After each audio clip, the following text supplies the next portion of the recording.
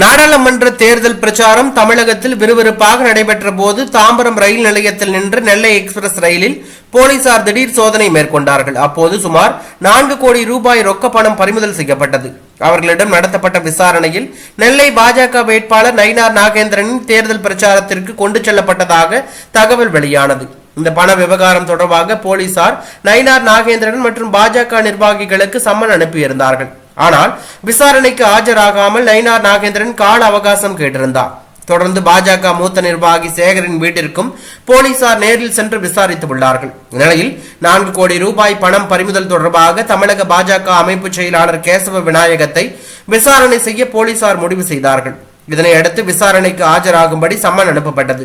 இந்த சம்மனுக்கு எதிராக பாஜக அமைப்பு செயலாளர் கேசவ விநாயகம் சென்னை உயர்நீதிமன்றத்தில் மனு தாக்கல் செய்தார். அவர் தாக்கல் செய்துள்ள மனுவில் பறிமுதல் செய்யப்பட்ட பணத்துக்கும் தனக்கும் எந்த தொடர்பும் இல்லை என்று தெரிவித்துள்ள கேசவ விநாயகம், தமிழ்நாட்டில் பாரதிய ஜனதா கட்சியின் பெயருக்கும் தனது பெயருக்கும் களங்கம் ஏற்படுத்தும் விதமாக போலீசார் சம்மன் அனுப்பியுள்ளதாக தெரிவித்துள்ளார். இந்த மனு மீதான விசாரணை இன்று நீதிபதி சரவணன் முன்பு வந்தது.